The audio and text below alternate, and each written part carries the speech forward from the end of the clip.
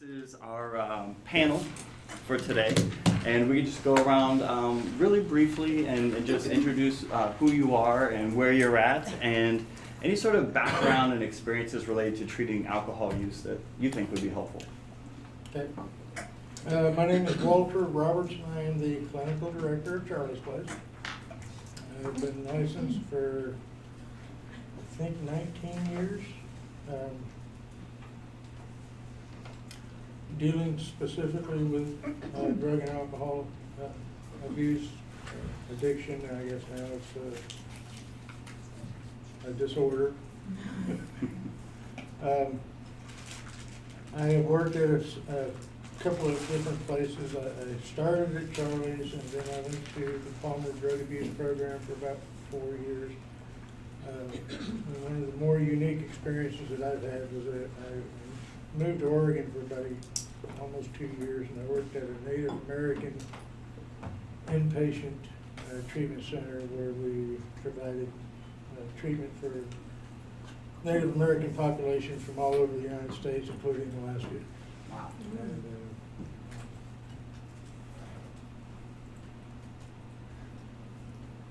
they say something like in here too. They want to say what is most rewarding, and what's the most rewarding is when you see somebody that you've worked with in a national magazine that works for some IT company that was part of my caseload 15, 16 years ago when he's flying all over the country in his private plane. And anybody that just comes in to drop you a line that says, you know what, my life has changed and it's different. Yeah, excellent. Well, thank you for bringing all that experience to us today. Dr. Green? Many of you kind of heard my background with Menninger and that sort of thing, but I will go back a bit further. In 1980, when I was active duty Air Force, one day they called me into the administration office and said, kind of tag, you're it. You are now the charge nurse on our then traditional 28-day inpatient program. I had had minimal experience of any kind with people who had alcoholism or addictions. The main focus for me up to that point, because I was very young in my career, was helping safely withdraw people from various drugs or alcohol and managing DTs and that sort of thing. The treatment team was made up primarily of people in recovery, and they were not thrilled to have a non-recovering person in their midst, and I could appreciate that. So what they did was something that really was, in hindsight, very effective. They made me a patient. So what that made me do is come in every day at 6 o'clock and join them for PT, and all the way through to AA meetings at night. And I was a part of every group and that sort of thing to come as close as you can to experience what treatment was like with the relationship of those active duty independents who were in treatment. Since that time, certainly many experiences. For a while, I actually was licensed as a chemical dependency counselor. But when you think about a rewarding experience, you made me think of that when you talked about that famous person you see. Some of you, if you're from the Houston area, may be familiar with the work of John O'Quinn, a famous trial lawyer there who is kind of a bazillionaire, or was before his death. I will never forget the day that when we were going to build our new facility, he brought in a check for $25 million to give to Menninger, and his comment was, Menninger saved my life. He was a well-known alcoholic and drug addict and sought treatment there, and he considered it to have been effective. Wow. It usually isn't that dramatic, I can tell Yeah, you. but it's like goosebumps dramatic, like seriously. Okay, thank you very much. My name is Crystal Aguilar. I have been at Charlie's Place going on 2 years this month on the 27th, and I got my undergraduate here at A&M in psychology, and I got my master's in forensic psychology. And it kind of was accidental that I fell into the position at Charlie's as a counselor intern, because I just needed a job, and I had been turned away by people who said, you have a lot, you make good grades, but you don't have the hands-on. Mm-hmm. So Charlie's gave me the opportunity to start, and started working there, and now I am a quality manager. I have a caseload of 4. let's see, I'm also certified anger resolution therapist, and I also sit on the drug court. Mhm. And because of my background in forensic psychology, that is, you know, offenders in the legal system, and so I get the behavioral cases. I get those patients that come into Charlie's that they have more behavioral issues than others. And it was kind of funny the other day, one of the guys said, the new guys, one of the other guys on my caseload told him, "What did you do to get Crystal?" So, but, and I'm in school again. Now since I became quality manager, I am going for my doctorate in leadership. So I've switched gears a little bit, but,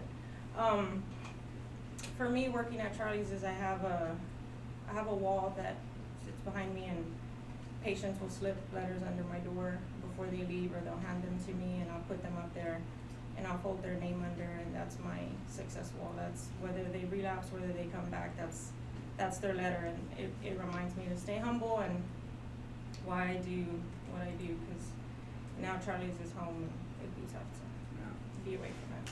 Wonderful, thank you. So empowering to have all those things literally right behind you to keep you motivated day in, day out. Thank you. Marcy. My name is Marcy Garza. I am a registered and licensed dietitian. I work here at the university as the campus dietitian, working primarily with students.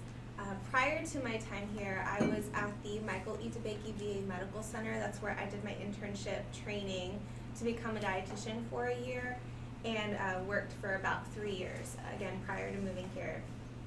My primary role at the VA was working for the home-based primary care program. So it was a unique program because I got to work as part of an interdisciplinary team to visit our veteran patients in their home. That being the case, with those resources, we kind of got to do a whole lot. I would do regular, they can't come in for their annual checkup to maintain their benefits. So we'd visit them, but that would extend all the way into more specialized care, including our outpatient, in-home, drug and alcohol use recovery program. Mhm. So we had probably about a dozen patients at the time. It was still pretty new.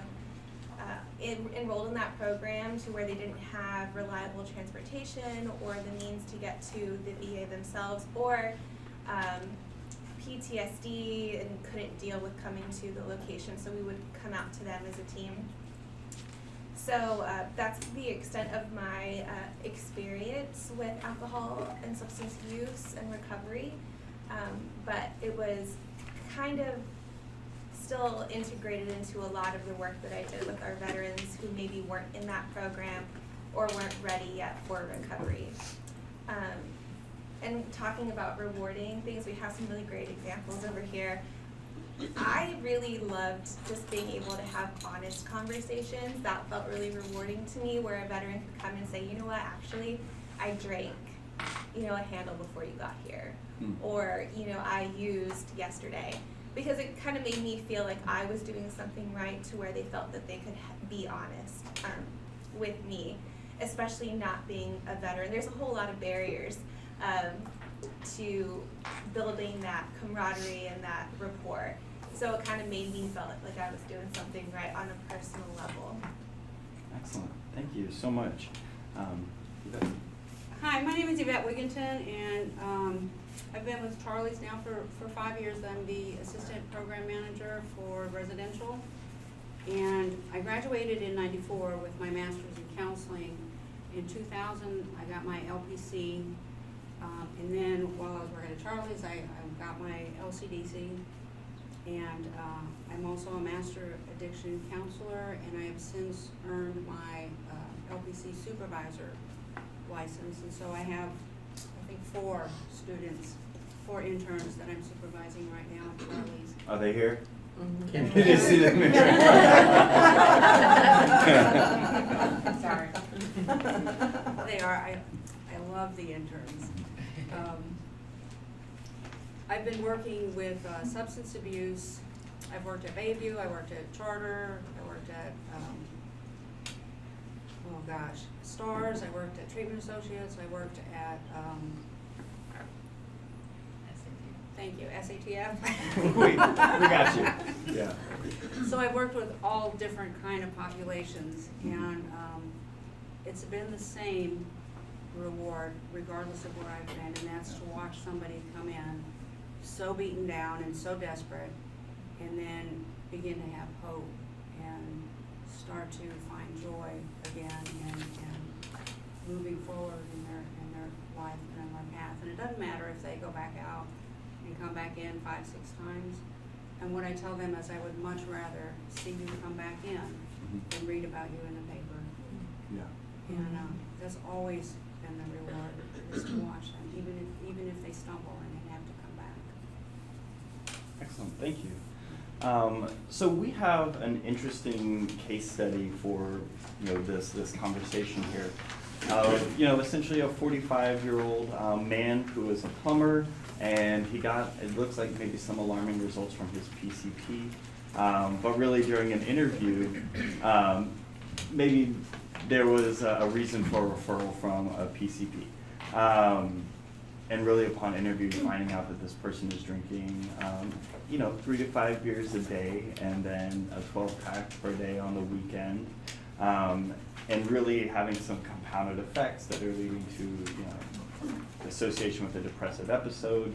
And upon further review, finding out that his spouse, his wife, has been really worried about this for a long time, and actually pleaded with him over almost 2 decades of their relationship to please stop drinking. And even though he doesn't miss work and he doesn't ever have any work-related problems, it seems to be working its way into his dream work and things like this. There was some lab results that came in with mildly elevated blood pressure, a couple of markers of liver disease, which I'll leave for y'all to interpret what those benchmarks are. But for many accounts, this seems to be a kind of confusing case because he seems put together on the surface, but as you talk more and more, there seem to be more and more red and maybe orange flags coming up. Okay. So I'm really curious from a PCP type of provider perspective. Dr. Green's like nodding about this case study the whole time. Where do you go with a case like this? Well, what are your priorities? I'm going to back up a little bit. I'm going to just go through from the top. When I hear that his drinking is, in quotes, out of hand, abrupt withdrawal is a red flag. Even though as you go down you find out he's done it a couple of times without any problem, that doesn't mean he wouldn't have problems this time. Alcohol withdrawal can be life-threatening when it's not managed medically. So even though he's had 3 days and not had issues really, I would really start there with wanting to do some education and looking at how we're going to manage that going forward over the next few days to be sure he doesn't get into trouble. And most of these things, the folks like from Charlie's Place can speak to that in more detail, but that's like the first thing that kind of popped out at me. Because you're going to be looking for and educating him about staying hydrated and letting him know some of the signs and symptoms and letting his family know too if he's going to be managed on an outpatient basis, what they've got to get him back in for very quickly. Then, kind of just scrolling down through it, the fact that he's been able to be productive at work and not missed any days, that looks good, and that helps people with denial, and so I'll leave that one, I'll just kind of put that out there for that much. Then you go on down and you see the irritability, the fatigue, the dysphoria, all of those kinds of things that for all purposes of course look like depression, and then the sleep disturbance, but he's had times of this before and it seemed to sort of resolve. So those are interesting things to be looking at. So I think we want to know more about what's going on with him. But part of me is saying, if he's abstaining for a while and gets his sleep pattern back, I wonder what that will do with the depression and whether that will almost, I don't want to say spontaneously resolve, but kind of help that move along. But again, that's those things more of a question than a statement. Then you look at some of the physical parameters. His blood pressure is 135/92. Am I gonna get very revved up over that? No, because it's one reading. You never really, unless it's like skyrocketing, one reading isn't enough to make me do much, especially knowing he's in the midst of alcohol withdrawal. So the 135, the top number, puts him in what you call hypertensive 1 range, and the lower number, it puts him in hypertension 2 range. We pay much more attention to the top number. But again, one reading, not gonna send me to do a whole lot, but I am gonna wanna do some monitoring of his blood pressure. Then we look at the GGT, that's a 47. You know, that relates to liver function, and people who are abusing alcohol sometimes have damaged their liver, or their liver is not functioning well. It could be even cirrhosis. But the reality is, does anybody know normal range? It's like up to 60 or something. Yeah, it's like this. 0 to 51 typically. So I'm not gonna get too revved up about this. Keep an eye on it, keep an eye on other potential symptoms, but this isn't gonna warrant much of an intervention yet. We'll keep an eye on it. And then the mean corpuscular volume, and MCV. This is one of my favorite markers because working in a psychiatric hospital and getting labs back from people who denied any kind of substance abuse, often if they got to be like at 98, 99, it would cause us to dig deeper and find out there were issues. At a 92, again, not gonna be real worried about that because what we're looking at is a normal range is somewhere, depending on what your references are, 80 to 100 or 78 to 98. So this is not an alarming value. But when you have people who have been drinking a lot, you look at their nutritional status, and Marcy would speak to that more. Often, if they reach the point of inpatient, you're gonna expect them to get vitamin B, an injection, and other different supplements. That I'll let you talk about that more. So overall, I'm not too revved up about all of this. I am happy that his cognition is good, but I do want to understand when it says he has an understanding about the impact of alcohol on him. I want to know what his understanding is, and I think that that's where, when you make the referral, people will dig into that more deeply as well.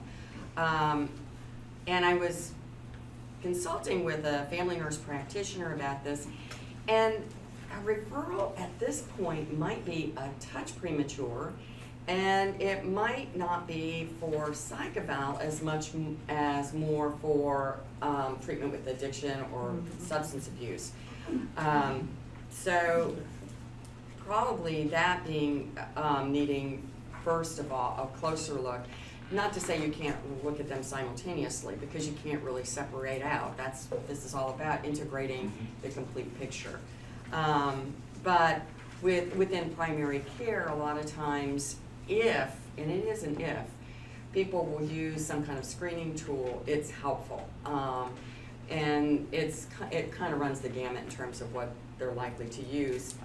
Some like the SBIRT because it kind of helps, but it's pretty broad. Others like other ones, and I think you all will be able to speak much better to what you would recommend for primary care providers to use to be most helpful. So that's where. Sure, yeah, and this is like another, like, this is just, I guess, validating the impression of this case that, like, some of the volume of drinking, like if you just take 20 years, 5 beers a day for 365 days, 365 times 5 times 20, the volume of alcohol consumption here is just incredible. But then you look and somehow, physically, this dude's all right, It doesn't mean he'll stay all right. Exactly, right? And so, I'm curious, you mentioned, okay, he's 3 days in, talking to other providers, talking to LPCs or talking to LCDCs or other providers, what would be some of the physiological characteristics that you would want that provider to kind of have awareness of in the next, say, 3 to 4 days of treatment or next couple of weeks of treatment from a physiological perspective, blood pressure wise? Yeah, other types of symptoms. You'll look at the blood pressure, or somebody needs to be checking that. You're probably not going to draw labs again too soon, but you're also going to look. You really want them to stay hydrated. You wanna look if there are any other GI symptoms, is he like having diarrhea, those kinds of things, how is his sleep? Because it's already, there's evidence of some disturbance, waking up at 2 a.m. Now that he's withdrawing from alcohol, there's likely to be more disruption, but what that will look like, I don't know. They'll need to report that. But, you know, again, we don't really see full-blown DTs very often, and people don't recognize it when it's there. But I'll never forget the day when an individual came out, and this was in an inpatient setting, and we knew this individual was withdrawing from alcohol, and he appeared to be doing okay. But the mental status can change relatively quickly. And it was at the end of a group, and this group leader came out, and he was going, this was the weirdest thing. He kept talking about the bugs on his skin, and he was so funny, the group, and it was like, wait a minute, that is like not at all funny because of the tactile hallucinations. We rarely see those. But needing to recognize those kind of zebras when they do occur. But we usually manage them if we know this person is withdrawing. We usually titrate with other substances so that that doesn't happen. Yeah, ramping them. Yeah. Thank you. You're getting some heavy head nodding here Oh, from yeah. Marcy here. Would you like to chime in? Sure, yeah, so I think it's important to know that when, unlike like nurse practitioners or PAs or doctors, even psychiatrists in their own right, dietitians don't look at the medical diagnoses or the psychiatric diagnoses. Our focus is nutrition diagnoses. So let's say, you know, you did have someone presenting with symptoms of alcohol withdrawal. I could not treat alcohol withdrawal. What I could treat is dehydration.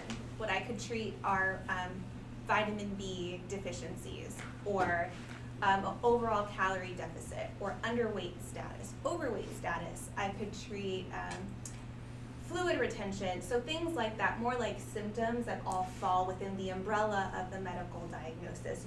I usually don't treat something within the umbrella of a psychiatric diagnosis unless we're talking about an eating disorder, disordered eating pattern. So with that in mind, I'm personally missing quite a bit of information in this case study, but things that I would look for, and I think it's great to have the time to talk about this now, because oftentimes in home-based care, I got a lot of my information from other disciplines on the team. So what I'm looking for are more anthropometrics, so like weight and weight history, BMI and BMI history.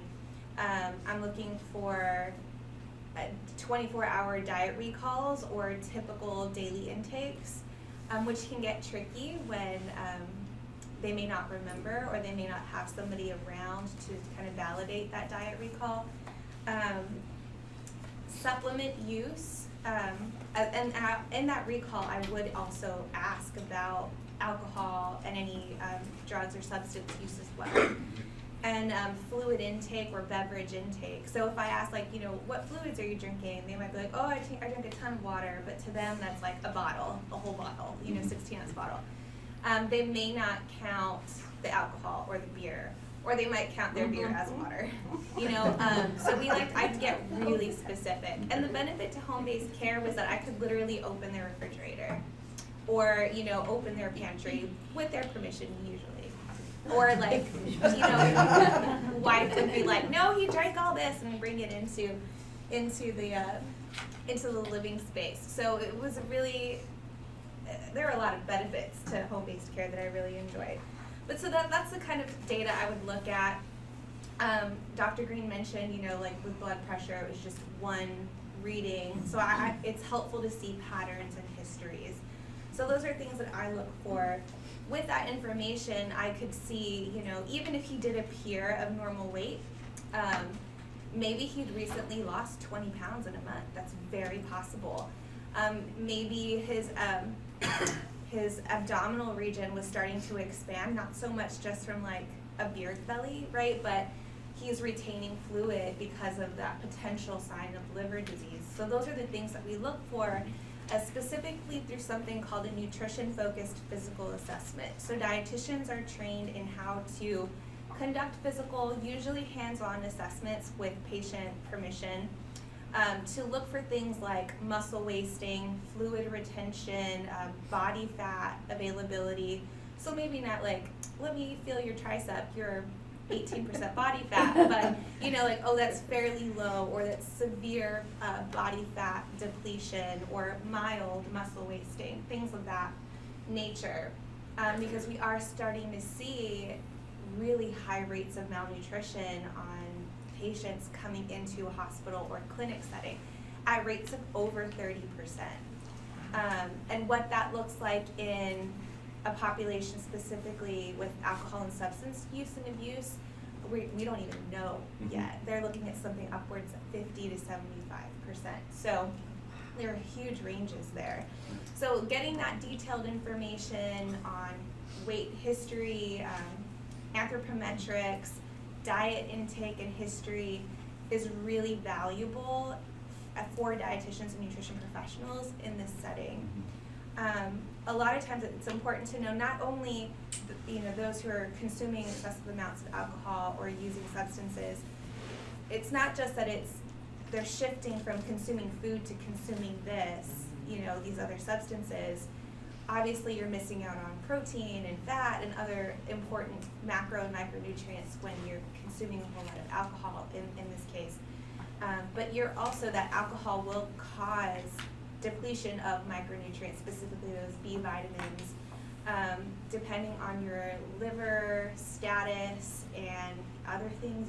Potassium becomes an issue. There's other micronutrients too that we're concerned about that really impact our muscles, which your heart is a huge major muscle, so we get concerned about that as well. So oftentimes we as dietitians most hospitals don't allow us to write orders, but we'll recommend to the primary care physician orders for either specific micronutrients or an overall multivitamin. Usually we're recommending a multivitamin because the overall diet is typically poor. But if we see, like with the NCV, if it had gotten much higher, we might have also supplemented with B vitamin injections and things of that nature. Other things that we did at the VA, which you don't get to do at most hospitals, is write orders for oral nutrition supplements. So oftentimes, in my experience, a lot of the veteran patients that I worked with, they didn't have an appetite, especially when they were weaning off of alcohol. It wasn't as simple, like, let's replace your alcoholic beverage with this, Glucerna or Boost product or Ensure. It didn't work that way. It's like, I'm not hungry, so I'm not gonna, or they would forget to eat. So typically, these nutrition supplements were very high in calories. So not even typically something that you would get off the shelf at like a Walgreens or H-E-B's. It was a really high calorie product, so you could get the most bang for the smallest amount of volume. And so we had the ability to order that for our patients. We had to be careful because we were finding that some of our patients were selling those nutrition products for money for alcohol and drugs. So we would closely monitor that. But it was helpful to help the nutrition status, which oftentimes, if you're undernourished, mentally there are implications on that, just emotionally, cognitively. So having some kind of nutrition coming in would help minimize some of the effects on ability, like poor recall or irritability to some extent. So it would kind of help slow the cycle. Maybe not reverse it, but help slow it. Given a lot of the things that you're talking about, it seems like one side of this is very intervention-based for you, and the other side is very educational-based for you. Yeah. And that there's a lot of information that you can give families, but there's also a lot of information that counselors can be aware of, especially in relation to things like macros and the hydration and things like this. And one of the questions that I had for you was, you mentioned this idea that, and we've heard it in previous trainings about our population becoming overweight yet undernourished, right? And a lot of times when people are dealing with mental health disparities or substance use, they tend to not be the most well-nourished. So how would you encourage talking to families from a counselor's perspective about things like salt and sugar and, you know, these micronutrients during Sure. treatment? That's a great question. So to be completely honest, where I would start was very basic. Yeah. So the first step was to make food appealing again. I mean, even in the case study, Matthew talked about how he like didn't care about like food or sex, like most basic things, right? So I mean, putting like a low sodium salad on his plate was not gonna do the trick. So still finding foods that he enjoys, but talking about those macronutrients. So like we really need to get protein in to help him retain, you know, some of that muscle so that he doesn't end up falling or putting himself at risk of, you know, further injury while he's recovering. So pushing things that are affordable, easy to prepare, if no preparation is required at all, that's even better. So pushing things like milk or cheese sticks or eggs. In this population, things like beans, you know, something that's super simple, it's a staple. And then pairing that with carbohydrates for energy. So tortillas or bananas or, you know, a lot of just keeping things around that are easy. So if the urge hits for him to eat, I can grab it. I don't have to prepare an hour meal, 5-course meal to do it. And typically, meals are small. So I'd often encourage families, you know, don't be discouraged if your loved one just picks out a small plate and then puts it away. Just put it in the refrigerator, save it for to be reheated later. So we talk more about macronutrients than digging into like, let's get a whole bunch of leafy greens and fruits and vegetables.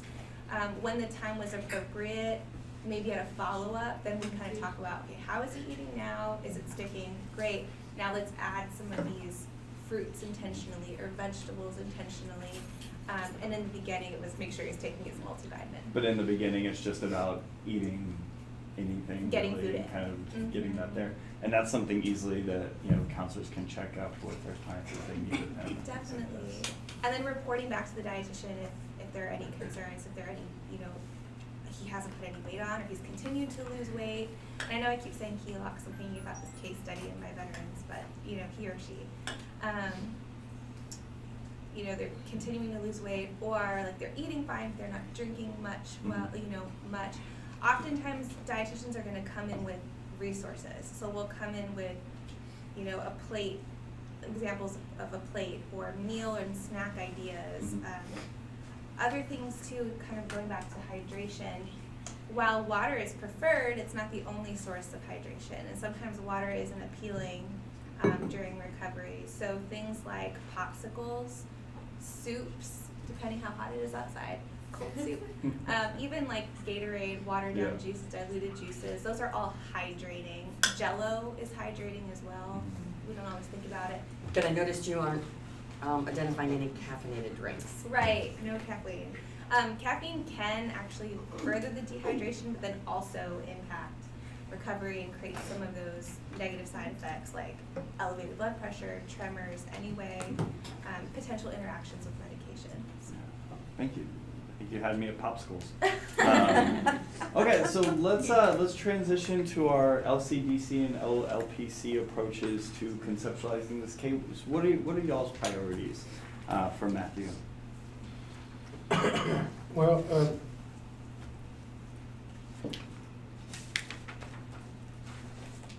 there was an intervention done, and I just want to know basically how willing this gentleman will be for further evaluation.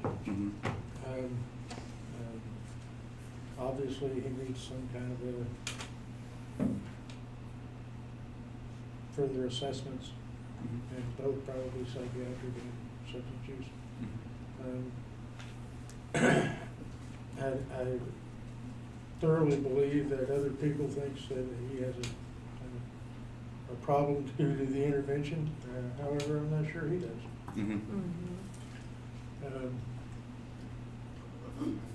Yeah, there's almost this idea, he's like, I'm doing this for my wife, Yeah. or something like that. So, and even though this information is in here, I mean,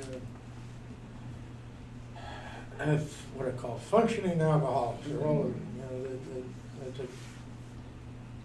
it's usually a deal for somebody something usually has to happen before somebody says, you know what, I have a problem. Mhm. I don't see that here. Mhm. So it's going to be a chore trying to get him help. But I think that process starts from the minute that our team would be introducing themselves to them and trying to build some kind of a rapport to get more information. I myself, of course, would immediately do a consent back to the physician and try to get more consents to get more information from other people. So to build a network, a team of, Yeah. of people that you can talk to So through that the I can consent get process. other information, because I don't know, usually when people are in any stage of denial, they're not gonna be real willing to come out of it with that some outside pressure or whatever. I have questions about the irritableness and whether or not that is a characteristic of some mild withdrawals. Sure. You mentioned further assessment in y'all's experience. What further psychiatric and substance use assessment would be helpful in this case? Well, keep in mind where we work, and we're sort of mandated by the state to use the assessment tool. Yeah. That's in CNBHS, which is basically a computerized psychosocial. Mhm. And they just recently updated it to make it, I guess, better and gather more information. Mhm. But even then, I mean, what is his,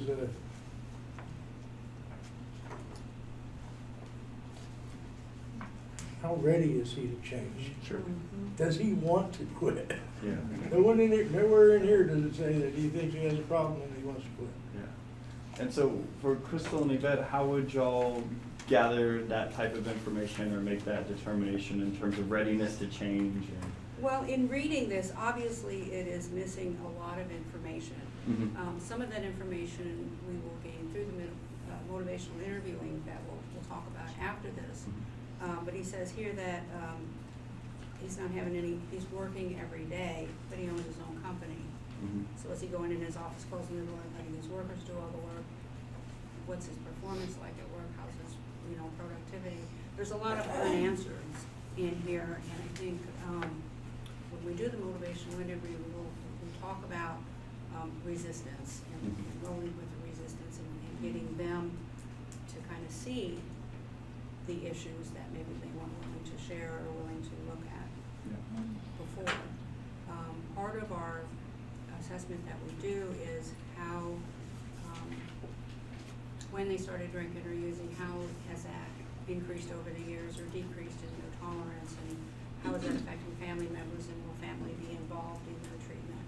Mhm. And we encourage them to be involved, so it's, while they're in treatment getting well, their family's at the same place they were when he came in, and so they're needing to heal as well. Yeah.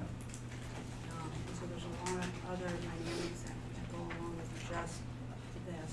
Yeah, that's a really good point in that, we tend to do this. We tend to be very myopic on the client or the patient, right? Like, how ready are they for change? How ready, are they to be the person who makes a pivot in their life?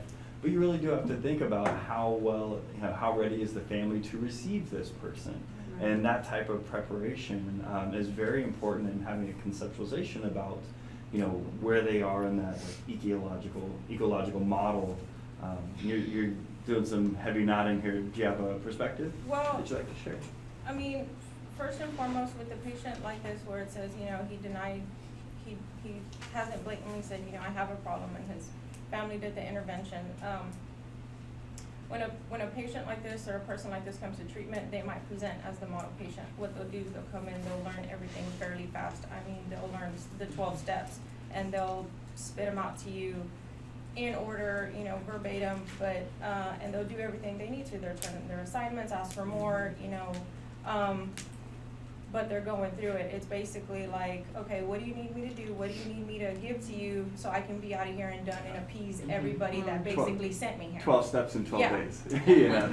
And, but also the thing is right here, where it says, you know, the thing with the family is he was separating himself, and sometimes, what families don't understand, well, many people don't understand is they come from that perspective, like, well, he could change if he wanted to, or he could choose us if he wanted to, and he's not choosing his family, he's choosing this alcohol, and it's so selfish, and he could stop, and the thing is that, as you know, as many people know, is substance and alcohol affect the frontal lobe, which, you know, decision making and stuff like that, and eventually, while they're under the influence, and even days that have passed, that decision is not logical, and they're not choosing purposely to negate their families and stuff like that, their social life. It just becomes where the focus shifts to just wanting that alcohol and you know, feeding those receptors for alcohol and stuff like that. And so it's I don't want to say, but it's really by no fault of his own, because there are certain changes chemically and with, you know, the cognitive functioning and stuff that are going on that the family doesn't quite understand that, you know, alcohol is a disease, and the reason that it was labeled as that is because all the changes that people have realized that you know, happens in the brain. And that's a big thing, and so it's educating him as well, because also while in treatment he might begin to feel some grief and some sadness, and look what I did to my family, and now that he's maintained a bit of sobriety, it starts hitting him. Look what I've done, look, you know, look at I'm to blame and stuff like that, and so it's giving him some education as well, that you know, the things that were occurring. And it says right here that he demonstrated an understanding on the effects, but it also it's asking him more, because what is his understanding, and does he completely understand? And then it's also getting the family on board with what their understanding is. So it's going to be a collaborative effect, not just with the treatment, but engaging the family as well. I'm so grateful to hear you bring up this idea of the prefrontal underregulation. You know, I think a lot of times we hear, and it's not just for, you know, alcohol and substance use, it's all these other types of things that people come to us with. You know, the idea that prefrontal cortex is underregulated, as circular, underactivated. And family members oftentimes expect clients to be making an emotional decision, like, if it meant enough, he would choose this. If it meant enough, they would do this. But there's also an idea that midbrain area is underactivated also, where these emotions would really come from, that would inform those decisions, and that choice making is also, you know, kind of depressed through this central nervous system depressant also. And so physiologically the odds are just kind of down for making this type of choice. And so my question for y'all is, when you have family members that are hoping that a choice like this will come, or hoping that this type of turning point will happen, what is your intervention strategy for them? How do y'all get them ready to receive somebody leaving maybe an inpatient facility like Charlie's? Well, hopefully we get them engaged from the from the Jump Street. Charlie's Place, we have family education on Saturdays, which is their opportunity not only to get involved in their loved one's treatment, but also to gather information about themselves and their concepts and their ideas, and what changes need to happen, and how they're going to support those changes, and what kind of boundaries are they going to set, and so on and so forth. We also offer additional counseling and family counseling as well, that they can have in the afternoons after family group, that they can meet as a family, or if the family can't come, extra individual counseling for the patient to give them more knowledge and what to expect. And we, of course, give referrals to places like Al-Anon and encourage them to get their own recovery. Thank y'all for y'all's perspectives about this case. I think we'll actually open this up to our attendees here for about the next 20 minutes for a little question and answer, if that works for you. So anybody have any particular questions or perspectives, or a comment that you think about this case? Yes? There wasn't a lot of focus on the depression aspect of it, you know, immediately you guys went into kind of like just trying to treat the alcohol addiction, and so mainly from, you know, the nurse and dietitian perspective, is that your main goal to kind of focus on that versus? Well, Charlie's Place is what I want to say is primarily a substance use treatment center. We do have a COTS-D program, which is for co-occurring disorders, and part of the treatment would be to get him assessed for his depression, and whether or not they need to provide medications. If they have insurance, if they have the means, they can buy their own medications, but we at Charlie's we don't have funding to buy every patient medication. We do have wonderful relationships with resources for psychiatric evaluations to get that diagnosis and also get them some counseling for that depression if it's needed. And I would just add, it isn't that the depressive piece isn't important, but it's real hard to sort out until he really is appropriately withdrawn from the alcohol to really see what you have. Because if you can get his sleep reestablished, that's real huge, and then you can better sort out, is the irritability continued, is the dysphoria continued? And remember his history in the past 5 years. He's had 2 other episodes where he's done this for 4 or 6 weeks. Want a little more information about that, how that kind of resolved. And I'm not saying that once he's into, you know, we would hope some sort of recovery program, that his depression won't be there. In fact, it may get worse.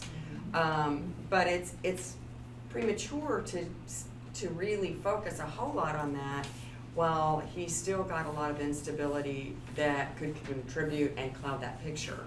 So the assessment is always intertwined, and you're keeping an eye on it, you're not discounting it. And part of the treatment overall will be good for him overall.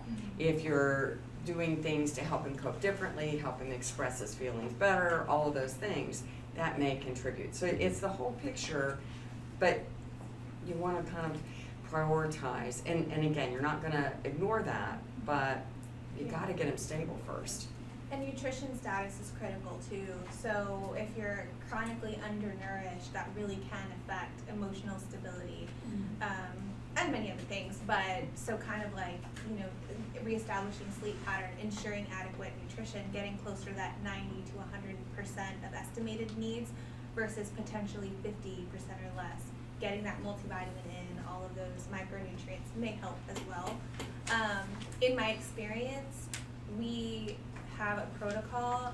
Actually, there's a protocol at the VA, still there, probably better now, for like depression screening, suicidal ideation specifically. So there were 3 questions we'd ask, and every discipline did this at the start of every meeting to kind of do a quick screening. Obviously, it's not perfect, but it's something. We don't discount it. And the beauty of interdisciplinary teams is, even if this patient in particular, let's say, didn't meet standards for some kind of treatment program, it's more like, okay, he's fine, or he chooses not to. The medical center where I worked, he wasn't going to fall through the cracks because there was an interdisciplinary team with a psychiatrist and a counselor on board to focus in on that, regardless of his choice for alcohol use. And I will say the HBPC program was run in many ways differently from just a regular outpatient clinic. We had to meet follow-up standards that were monthly, quarterly, semi-annually, and annually. So there was a whole lot more oversight, a whole lot smaller ratio of patients to providers. So I know there was a lot of negative publicity about VA care for some time, and they've made huge strides since. But the HBPC program I found was particularly fantastic because of the nature of it. It was hard to just have a patient fall through the cracks. And just to add real quick, there are patients who have no previous history or family history of mental health, and then so when they started their, alcohol or addiction, it brought on mental health symptoms. Does that mean that they have an actual diagnosis? Not necessarily, because once they maintain long periods of sobriety, those symptoms will disappear. Or sometimes it is the onset of a mental health diagnosis. It just varies. It's like she said, they have to have a sustained period of sobriety to make that determination. Do they have an actual mental health diagnosis, or did they just have the symptoms? Also at Charlie's where we work, that assessment is not just substance use, it's mental health also. Right. And it does ask about suicidal and homicidal tendencies or desires. And regardless if there's enough markers for somebody to have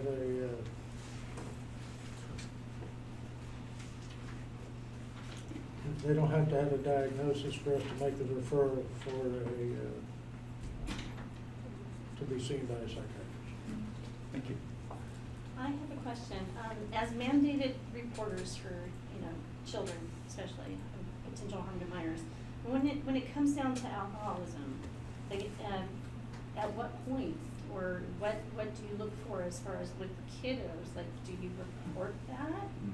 Like, if there's not really a whole lot of neglect, but like of some things that have happened to a child, but you're like, I don't know. Like, at what point do you call and say, hey, this person has a severe alcoholism, issue, and I'm afraid for the baby? If, I'm sorry. Go ahead. if you suspect, we are required to make a report. It Just- doesn't have to be. Just that they're an substantial. alcoholic only, or if we suspect that what if you don't know that things happen to the infant? Better to be safe than sorry, we report.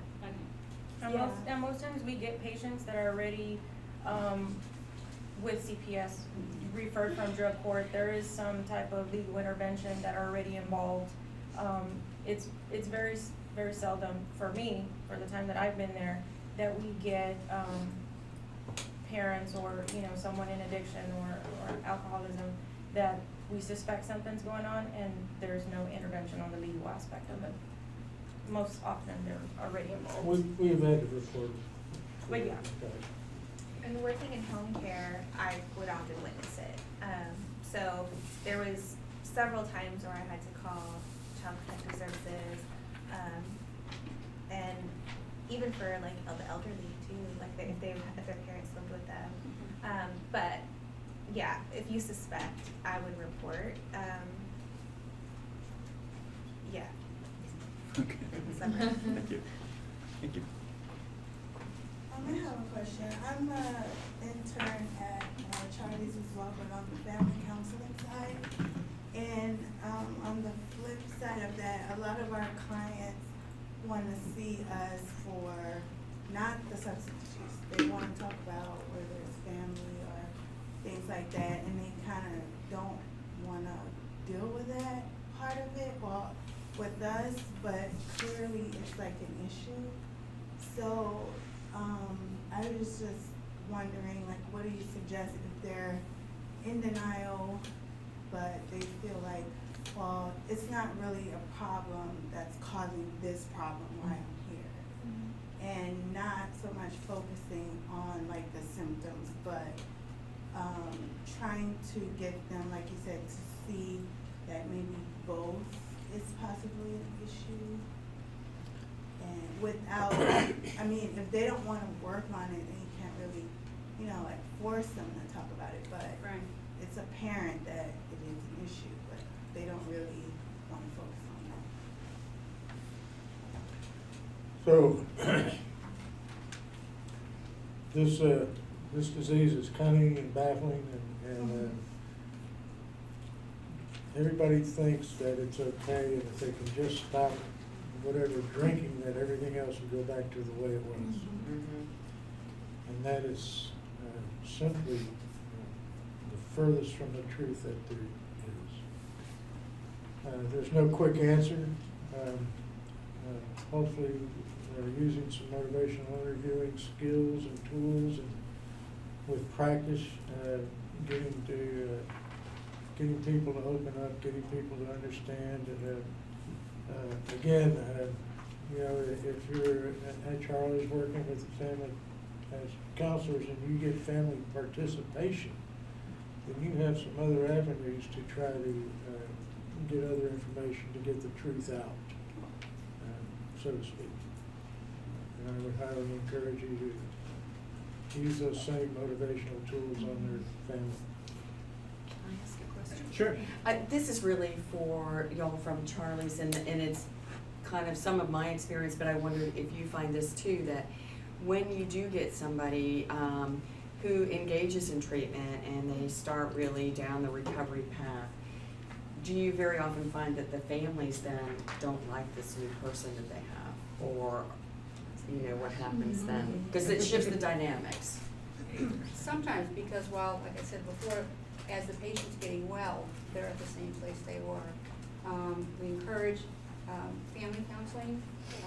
Al-Anon is kind of their own means to recovery as well.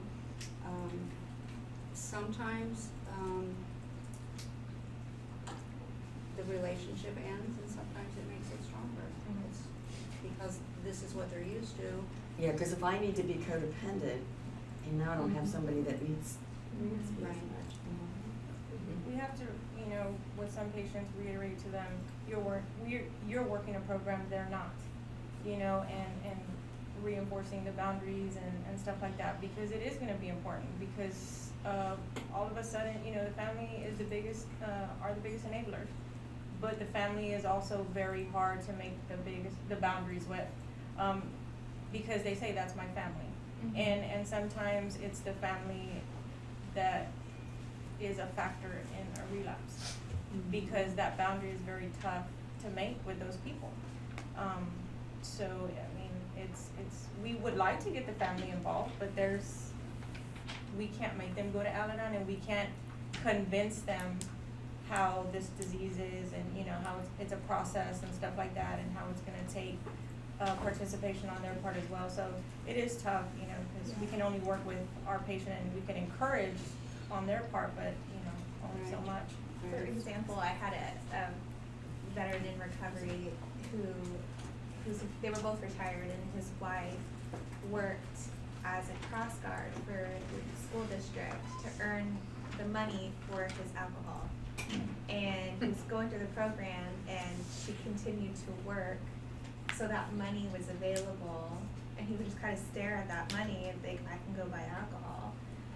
And she's like, I just can't say no, he wants it so bad. And so in that case, like, he couldn't go get it, she would go get it.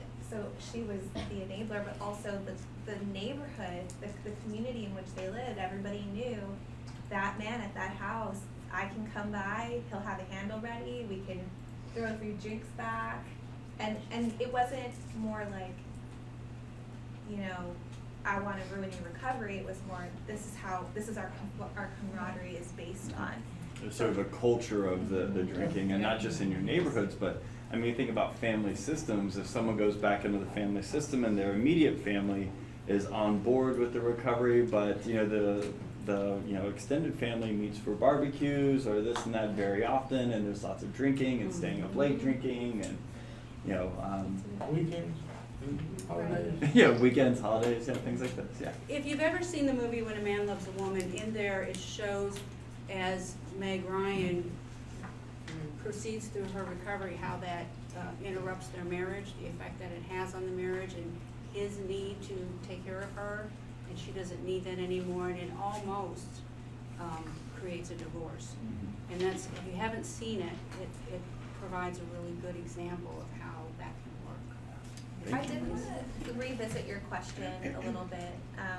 You asked, it's essential. You asked how do you kind of redirect the conversation. Essentially, this may not be exactly relevant, but again, kind of going back to my role in the team, I talk about nutrition. Oftentimes, my patients would want to talk about, you know, the family conflicts or their stress and anxiety. And so some of the strategies I use, and you guys can chime in and let us know if it's unrealistic, but some of the strategies I use too is reflective listening. So kind of, okay, I know they're going off on a tangent, let me listen, do the whole nod and show empathy, right? And then when I take a breath, I chime in and say, it sounds like this is really important to you, or it sounds like this is really weighing heavily on you. I can completely understand. I think that would be a great, starting point of discussion with your psychologist, or that would be, maybe in your case, that would be a really great starting point for next week's discussion or tomorrow's discussion. How is that impacting your drinking? Or in my case, is that causing you to drink more and therefore eat less? So let them talk, and studies show 30 seconds to 2 minutes is enough for the patient to feel validated and heard and appreciated before you say, chime in with your motivational interviewing strategies and say, I really hear you, and repeat back in summary what they said, and then redirect it. It was a strategy that worked for me often. Still does. Anybody else have a question or a comment or a perspective to share? I was wondering, along with the sleep, because it says really important to get that back to like a normal functioning. How long do you expect somebody's coming off of alcohol, like, does their sleep just kind of return to normal after so many days, or is there like a lot of work that goes into it? Like, you need a lot of relaxation techniques, like how does that work? Go ahead. I was gonna say, it's gonna vary tremendously from person to person. Again, because there may be other things involved, but you wanna do, in my own experience in working with people, if you can avoid using pharmacologic measures, that's the best, because you really wanna use non-pharm, sleep hygiene kinds of things and work with them, because then that translates into home. But that can be hard given the family situation if they're at home, or whether it's inpatient or outpatient that you're doing this. But it is part of and one piece of establishing a healthier lifestyle. But it can take longer than you want. But if you imagine yourselves, I mean, we've all probably had a couple of nights where we didn't sleep well, and you think about your own status the next day, and you don't have all of the compounding factors that this gentleman has, and so we're irritable, we're not at our best. So that's partly why it's such a huge focus, is it changes the picture dramatically if you can help people sleep. But how long? It can take a long time. But go ahead, I'm sorry. So we deal with this constantly, because we are an inpatient treatment facility. And no two cases are alike. But just look at what we know just from the case study. Years and years of drinking,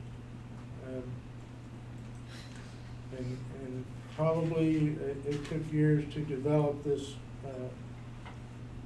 sleep pattern, or uninterrupted sleep pattern. And it's not going to be fixed overnight, and it's not going to be fixed in a week. It's going to take time. And not only is that true for the sleep problem, it's true for the family issues. It's true for if he has legal issues. It's true for no matter what has happened that is linked to this substance use. It's going to take time. It'll take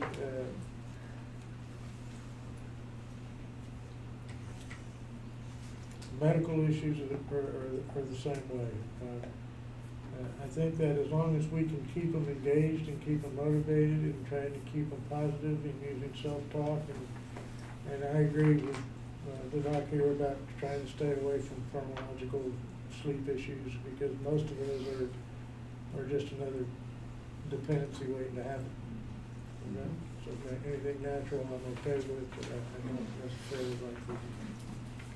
What do you say to people who, because now that we have like over-the-counter sleep stuff that you can just kind of go and buy and use, so what do you say to people who might consider that? No.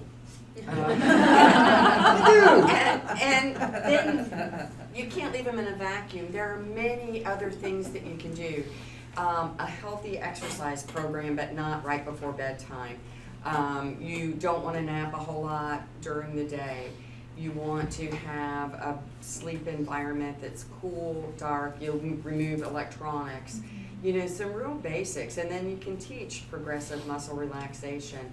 It's fine to use things like sleepy time tea or other relaxing things, but the over-the-counter stuff, you can quickly begin to rely on, what is it now,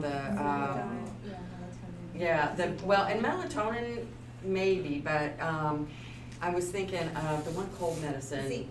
Yeah, NyQuil has a version now that's not for when you have a cold, it's just to help you sleep. Knock you out. But if you use that for 3 or 4 or 7 nights and then you try to sleep without it, yeah, you're back in the same boat. So there's other things also, like at Charlie said, coffee's a big thing. Okay, so all of a sudden you got somebody that drinks coffee 4, 5, 6, 7, 8, 10, 12 cups a day, and then they get up and say, can't sleep. Hello. Okay, not only that, you know, Cokes, caffeine, you know, we look at that and we try to get them to stop drinking that stuff. You know? And it's not even Especially just- at a reasonable time. Mm-hmm. And it's not even just right before bed, like, No. even I've noticed, if I'm drinking a caffeinated beverage after 2 p.m., I'm not sleeping well that night. I'm gonna wake up in the middle of the night. How tragic. How old am I?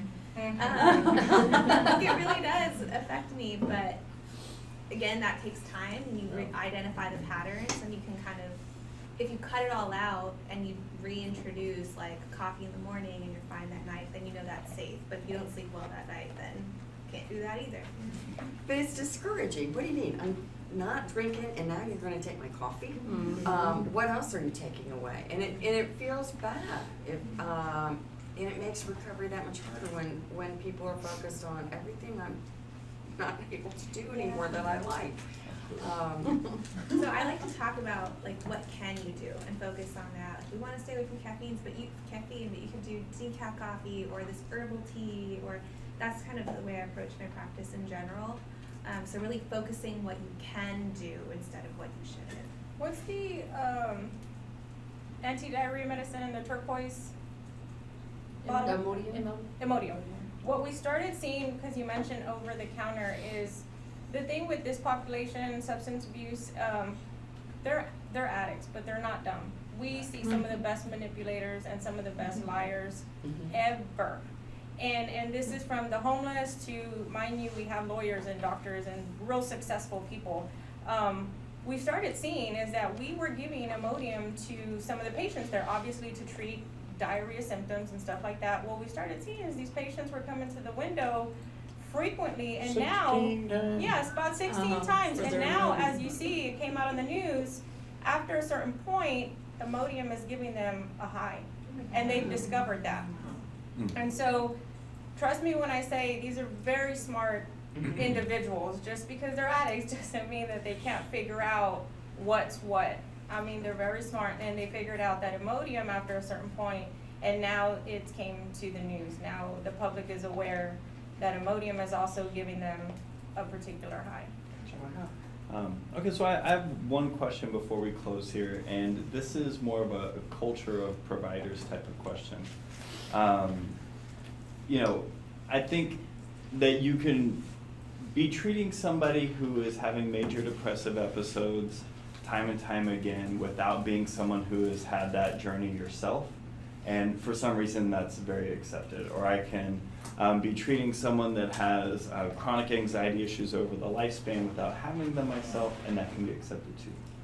However, in the culture of treating substance use issues, there seems to be this idea that if you are not in recovery yourself, you cannot help me be in recovery. I've got the perfect. Well, and so there almost seems like there's these subcategories under that too. Like, if you know you are not somebody whose alcohol-related issues are because of their vocation, and you don't know this vocation and what they go through every day as like a law enforcement officer or a military service personnel, then you couldn't possibly identify with my experience and why I use and this and that. Could y'all talk a little bit to your perspectives about being a provider who may not be in recovery versus one who is? issues. Well, I'll talk to this because I've been doing this a long time and I've had several patients come up and say, I don't want that counselor because she's not in recovery. And I say,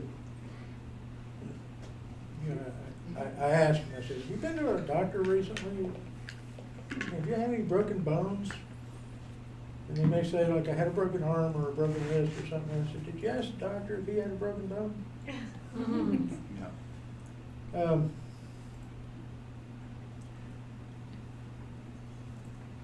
I went through something similar when I shared with y'all that I worked at that Native American Treatment Center in Oregon. And when I first got there, it was rather difficult because I didn't fit in culturally. But when I deal with the issue at hand and just let them know that I'm here just to try to help them get better from whatever substance they're using. Towards the end of it, I was in sweat lodges and everything with them, so you know, it takes time and it takes building a rapport. And usually what I say is, you know, give this counselor a chance and come back to me in a week and tell me what you think. But this happens regularly in this field. And I'd say, whatever you do, avoid the power struggle with it. My strategy has usually been to say, you're right. I can never exactly know. But then again, two different people with the same problem don't have the same problem. So if the more you can help me understand, the better it will be. But you're right, I've not been there. Mm-hmm. But I have also taken care of people with broken legs, and I've never broken my leg, and we had a pretty good outcome.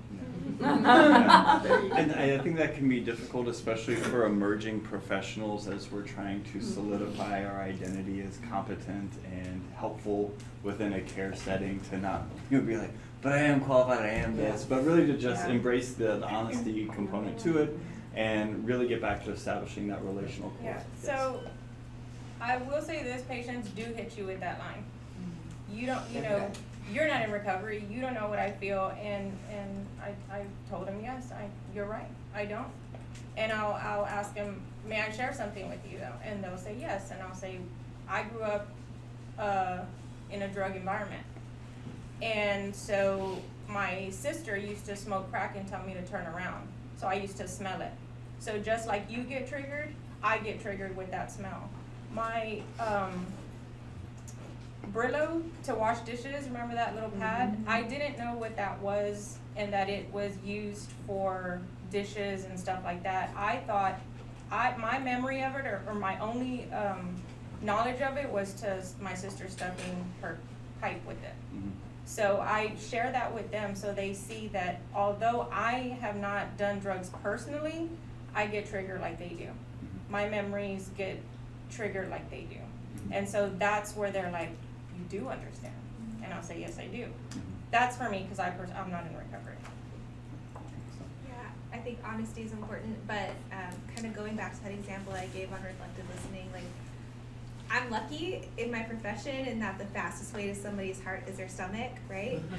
So we talk about food, and you know, I often had to work with cultures other than my own, especially when I was working at the VA. I'd drive out to, you know, Orange, Texas, which is right along the border with Louisiana, all the time, and we talk about boudin, and there's homemade sausage recipes, and their dirty rice, you know, and I'd like, well, how do you make that? And what is boudin? Like, what's in there? I had a veteran whip me up a piece one time. Like, You sure you want to know? no, now I wish I didn't.